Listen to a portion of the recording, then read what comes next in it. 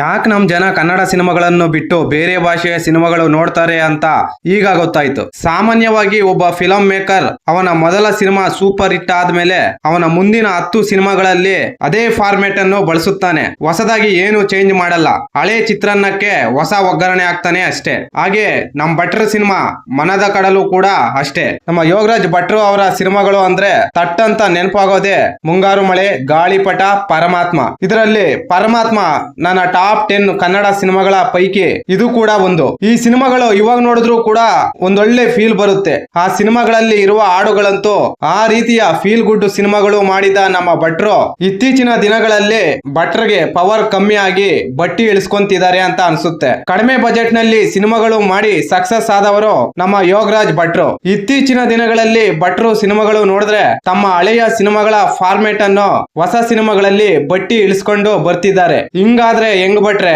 ಮುಂಗಾರು ಮಳೆ, ಗಾಳಿಪಟ, ಪರಮಾತ್ಮ ಈ ಸಿನಿಮಾಗಳಲ್ಲಿ ಯೋಗರಾಜ್ ಭಟ್ರ ಬರವಣಿಗೆ ಎದ್ದು ಕಾಣುತ್ತೆ. ಅವರ ಮೇಕಿಂಗು ಟೇಕಿಂಗ್ ಮಾತ್ರ ನೆಕ್ಸ್ಟ್ ಲೆವೆಲ್ ಇರುತ್ತೆ. ಪಡ್ಡೆ ಹುಡುಗರನ್ನು ಟಾರ್ಗೆಟ್ ಮಾಡಿ ಸಿನಿಮಾ ಮಾಡ್ತಾರೆ ನಮ್ಮ ಭಟ್ರು. ಆ ಸಿನಿಮಾಗಳಲ್ಲಿ ಇರುವ ಫೀಲ್ ಗುಡ್ ಈ ಮನದ ಕಡಲು ಸಿನಿಮಾದಲ್ಲಿ ಇಲ್ಲ.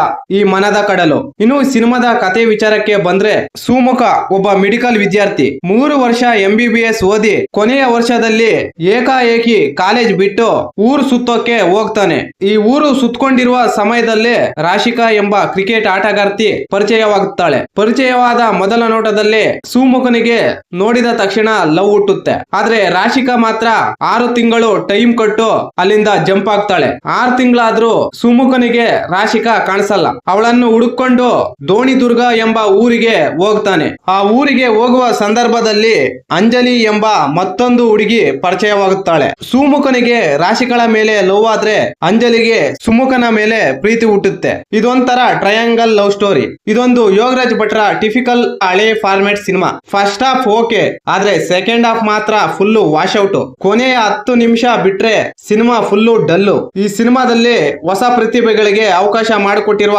ಭಟ್ರು ಹೊಸಬರ ಆಕ್ಟಿಂಗ್ ಚೆನ್ನಾಗಿದೆ. ಈ ಒಂದು ವಿಚಾರಕ್ಕೆ ಈ ಸಿನಿಮಾವನ್ನು ಒಂದ್ಸಲ ನೋಡಬಹುದು. ಈ ಮಾಹಿತಿ ನಿಮಗೆ ಇಷ್ಟವಾಗಿದ್ದರೆ ಶಿವರಾಜ್ ಇನ್ಫೋ ಯೂಟ್ಯೂಬ್ ಚಾನಲ್ಗೆ ಸಬ್ಸ್ಕ್ರೈಬ್ ಮಾಡಿ, ಸಪೋರ್ಟ್ ಮಾಡಿ. Thank you for watching. ಧನ್ಯವಾದಗಳು.